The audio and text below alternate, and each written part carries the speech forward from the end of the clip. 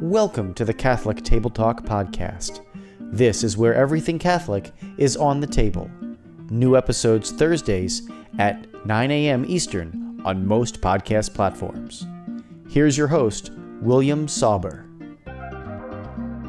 Now, a lot of people, especially mothers and particularly, want to have the daughters marry a pure man. But we don't really see that much in society anymore because, just society is really broken. It's been broken ever since day one, right? But we don't really see a pure man like as often as we like to.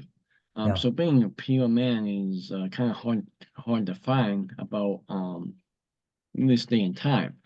So today we're going to talk about how to be a pure man, and we have a very special guest on the show. You might know him. He's the founder of Chastity Project, and he's the host of Lust is Boring. And we're going to talk more about on this book, Pure Manhood. And again, it's really a struggle in our society, and it's something that a lot of people kind of seek in a relationship or helping a loved one out.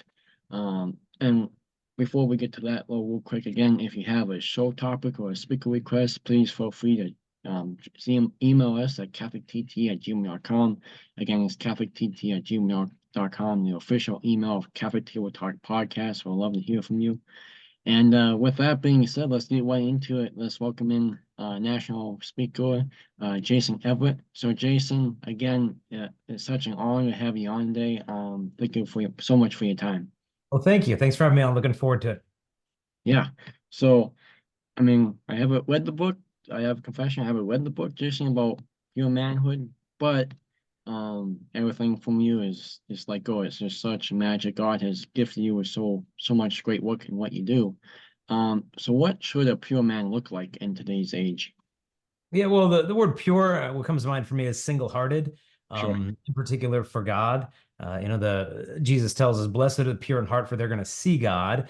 And what that means is if we're not pure in heart, we'll have a difficult time seeing him, not only in heaven, but on earth, seeing him in our girlfriends, seeing him even in ourselves, seeing him in theology. It's just going to all get clouded and jaded. I was just in Rome this past week and had the opportunity to go up to Assisi. And when I was in Assisi, one of the priests was pointing out, who's Franciscan, that down kind of near the tomb of St. Francis.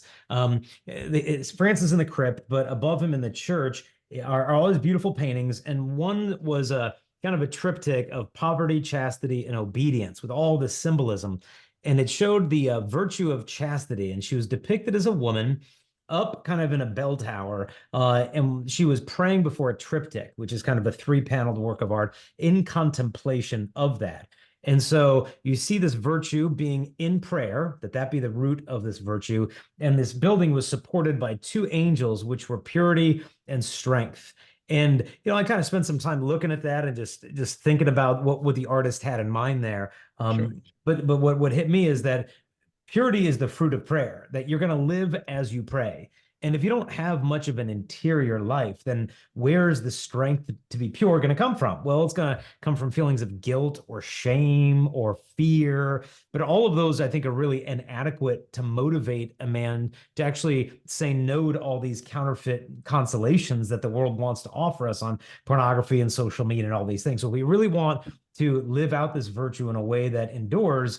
Our life needs to be rooted in prayer and contemplation and these gifts that come from God of purity and strength. And if we can do this, and it's obviously a battle, it's not like, I signed my chastity commitment card in 8th grade, I'm good. It's like, this is a minute by minute, hour by hour battle that we've got to be willing to wage. Yeah, you hear it in church all the time, right? You hear your pastor say, or maybe it's in the confessional, he might ask you after you confess your sins, saying, do you have a prayer life? And a lot of people's like, well, yeah, okay, I pray and I, do that. But it's like what you're talking about there, that is just so important of why you should have a prayer life. So 100%, absolutely. Yeah, it's like, I want to squat 315 pounds. Well, do you have an exercise regimen? Well, I went for a walk around the neighborhood last week, if that's what you mean. It's like, well, no, like if you want to be able to resist, they say resistance builds strength. And so if you work out, the more plates you put on, the more resistance you have, the more strength you gain.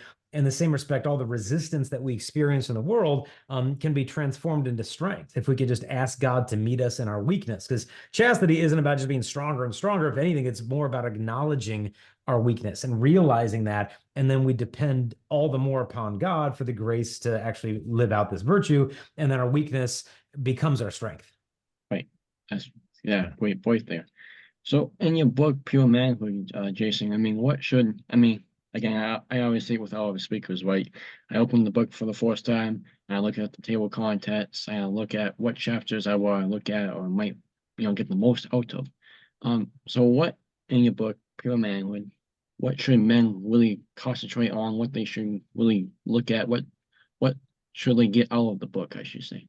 Yeah, well, we created the book because so many young guys came up to us after the chastity talks at their high school and college, and they had, the talk was helpful, but they had more questions like, well, how far is too far? And if I'm struggling with pornography, how do I break free from that? Or what if I'm addicted to masturbation or this or that? Like, what do I do to get free? And why should I live this out with my girlfriend? So the book is pretty short. I mean, it's only like 45, 50 pages broken down to a bunch of kind of questions and answers. And so it's a real easy to read Q&A format kind of thing that dives into why practice chastity and how to practice chastity. And so it's going to talk about how to avoid occasions of sin, how to find authentic role models to actually live this thing out, because men ultimately learn manhood from other men. And so, like, am I surrounding myself with guys who are worse than I am? In which case I'm going to see their sins and look at my virtues, or am I surrounding myself with godly men, in which case I'm going to see their virtues and my sins, and I'll make progress more quickly. And so it kind of covers all these different bases, from pornography to how far is too far, and why should I even guard my senses, my eyes, my ears, things like that, to make the case for chastity so that a guy can be free to love. Sure. Awesome. No, a great point. Like I said, I haven't read the book yet, so I know 45, 50 pages is sounds like a very cool book to read, and you get all that content out of it. Mm-hmm. And when you made the point there about, surrounding yourself with, good role models, who you're being around with.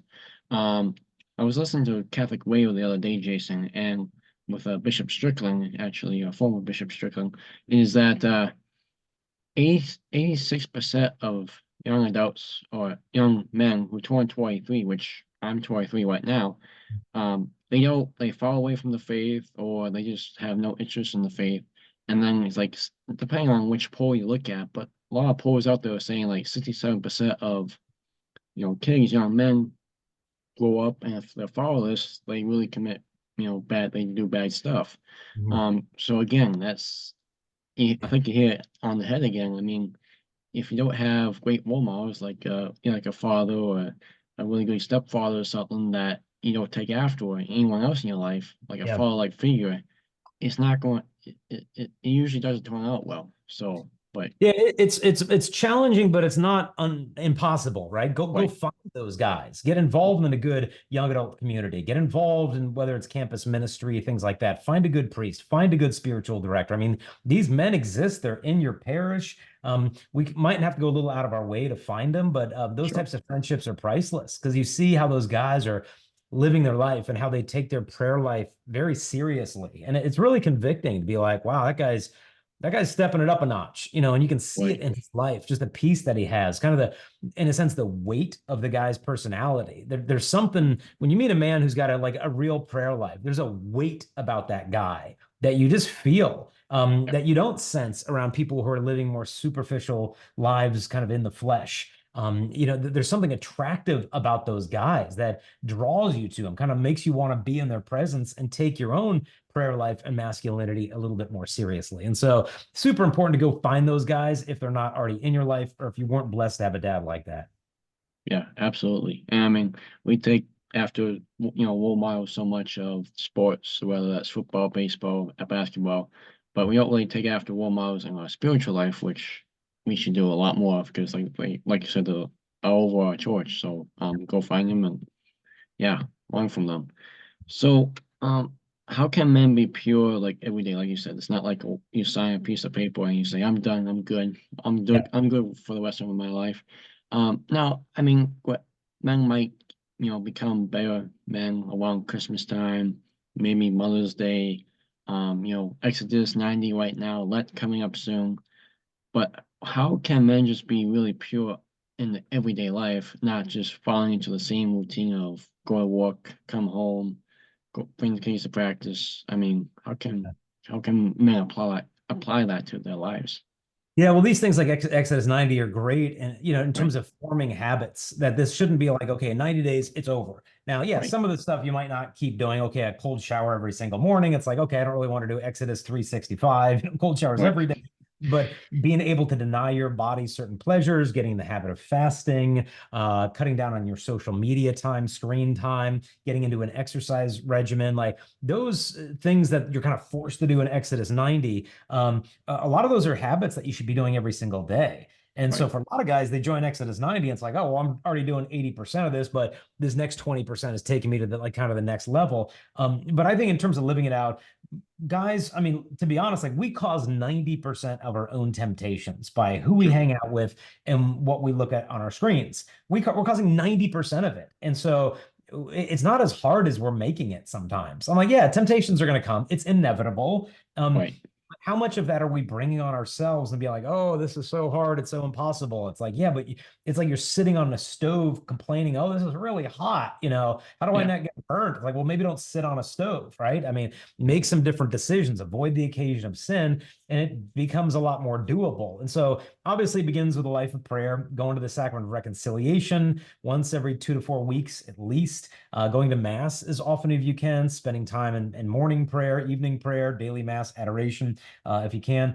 That's the fuel of it. But then there's just day-to-day decisions you have to make of having kind of custody over your senses. There was one saint who said that your soul is like a majestic castle that has 5 entry points, being your 5 senses. And if you don't have kind of a sentinel or a guard standing at those gates, any infidel can come into the kingdom, take possession of it. And so, do I have a guard over my ears of what I'm listening to? If I'm at the gym, listen to music and a song comes in that's not good, do I just kind of click it and skip it to the next one? Or I sit there and getting my brain marinating in this bad stuff? Like when it comes to what I'm looking at, my spending all this time before bedtime on social media for a half hour and lamenting the fact, oh, wow, I saw all those impure images. It's like, dude, what do you think you were going to see just kind of scrolling through reels for 30 minutes? I mean, you're kind of like walking through a city dump and complaining you stink afterwards. It's like, dude, what are right, you doing there in the first place if you're not looking to accidentally find it? And so we've kind of check our intentions and be like, okay, am I not even renouncing the affection I have for sin? Am I almost wanting to be tempted and then try to heroically overcome it?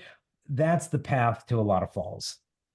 right. And I mean, like you said, it's 90% of us do it, and yeah, I mean, it's real easy from my experience just to be on social media any time of day, especially around bedtime, just kind of scrolling through or getting Mhm. last minute podcast stuff, and then all of a sudden, next thing I know, I'm just kind of when I'm scrolling through social media, I'm like, okay, I gotta stop. So Yeah. definitely, yeah. Yeah. I mean, it's every day, and like I said, we put ourselves into it because again, the evil one tempts us, but he doesn't really bring us. We commit ourselves. So definitely.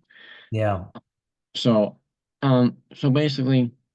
Yeah, I think a lot of people, like I said, going back to the father's, stories, a lot of people maybe they will reach out a hand if they see that someone is not pure. So maybe they'll feel like God's calling them to help them out. So if someone comes up to you, a mother or a wife or a grandparent, and they say, my son, my son-in-law, or just a really great guy is just not being pure and he's just trapped and he's in all this guilt and shame.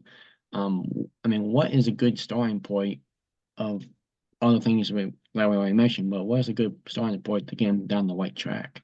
Yeah, well, I mean, first is fostering that personal relationship with him, because if you don't True. really have that, and then you try to intervene in this extremely personal topic in their life, they might kind of pull back a little bit. It's like, whoa, I hardly know you, and you're telling me all this stuff that you want me to be doing, morally speaking. Like, well, that's kind of a hard sell. Whereas True. if it's like, no, this person's in my daily life, they actually care about me. They care about all the aspects of my life, not just my dysfunctional sexual appetites. They actually care about me as a person.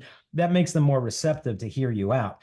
There's a Bible verse that says, faithful are the wounds of a friend. And it's kind of a peculiar verse, but what it's saying is that not all wounds are from enemies, right? I mean, if someone sticks a knife in you, they could be your enemy, or they could be your surgeon. They could be harming you, or they could be extracting a tumor. And so sometimes friends are willing to kind of lovingly harm us to be able to speak the truth to us in love. And so we need those individuals in our lives. So what you could do for them, take that personal interest in their life and then maybe give them a resource. We've got books for the guys like Pure Manhood. We've got another one called The Dating Blueprint that kind of teaches them Catholic courtship, of how to date, how to ask a woman on a date, even how to break up, where to go on a date, things like that. And we've got one called Forged, which is kind of a 33-day game plan, battle plan for guys on how to break free from porn and sexual addictions. And so maybe that might be the book they need, because a lot of times we need to conquer these battles before entering into a relationship, thinking that you're going to get into the relationship, then it's just going to go away.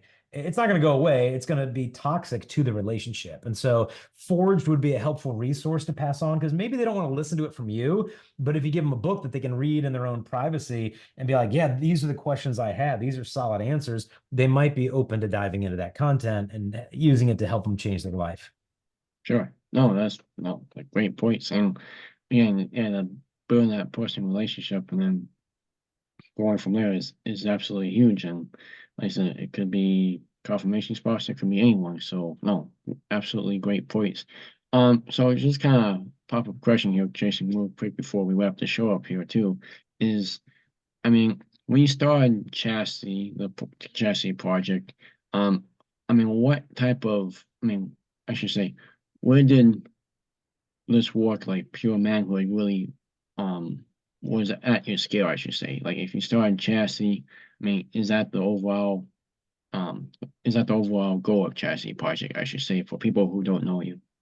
Yeah, I mean, the goal of Chastity Project is so that people would be free to love.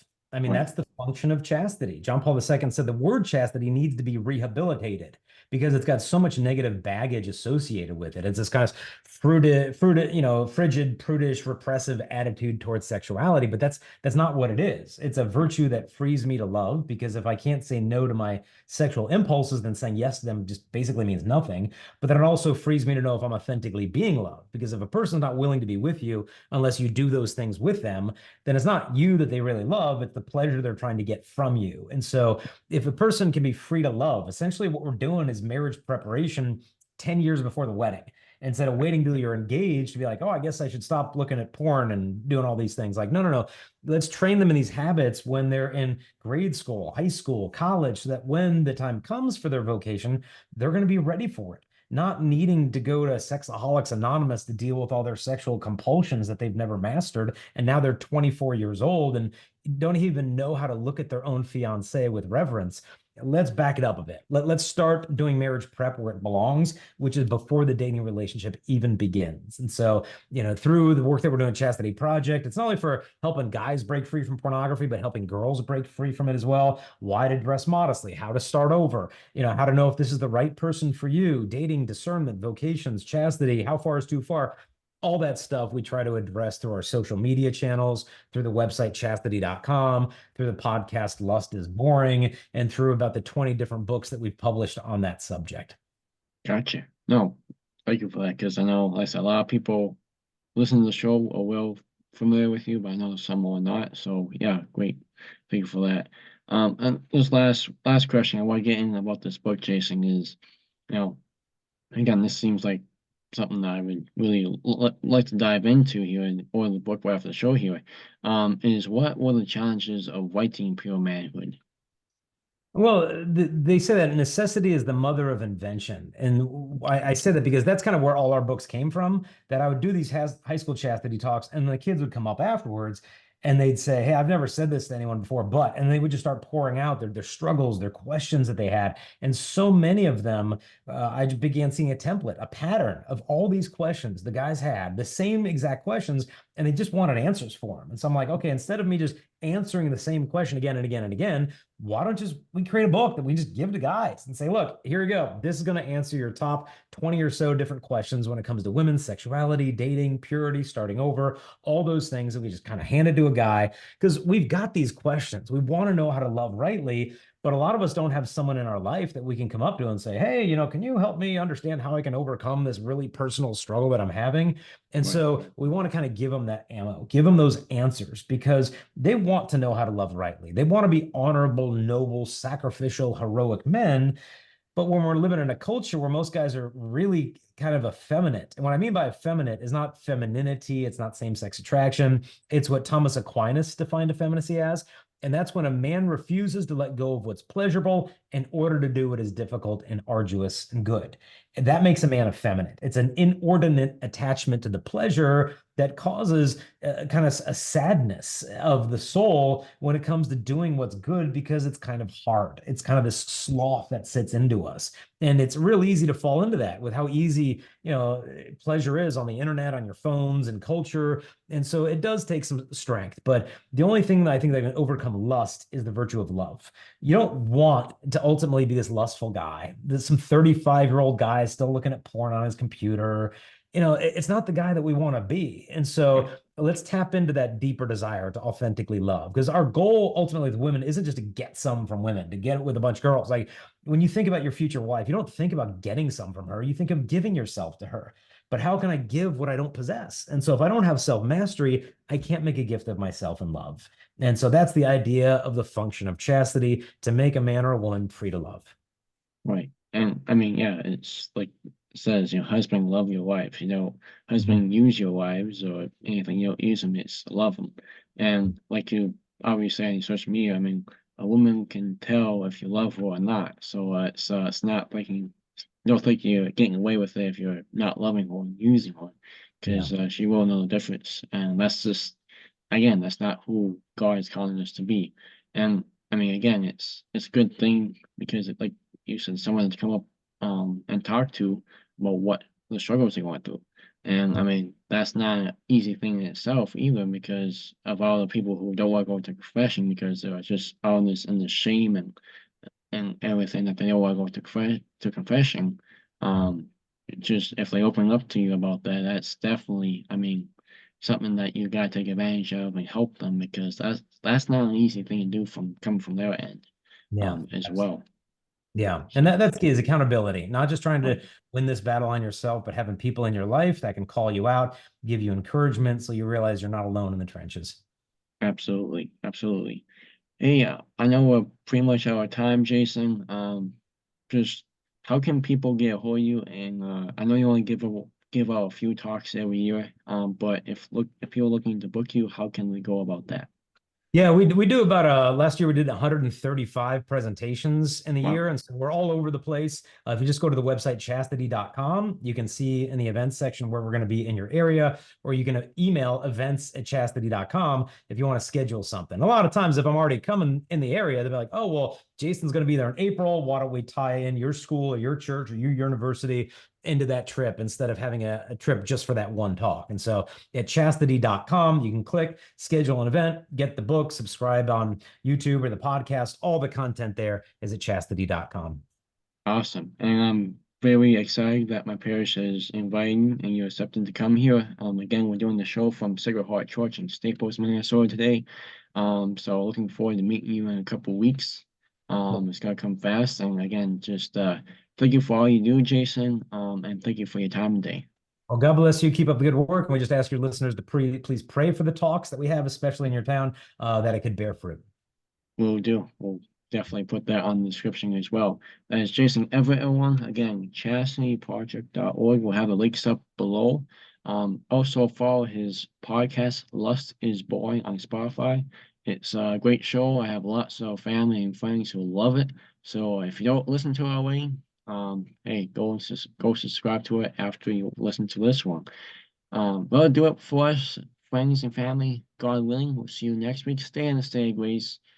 Go to the sacraments. If you're struggling with porn, if you're struggling with lust, just go to the sacrament of confession and try to find a role model in your parish today, and pick up a copy of Jason's book, Pure Manhood, everywhere you can get it. So we'll see you next week on Catholic Table Talk. Thank you for listening to this week's episode of the Catholic Table Talk podcast, where everything Catholic is on the table.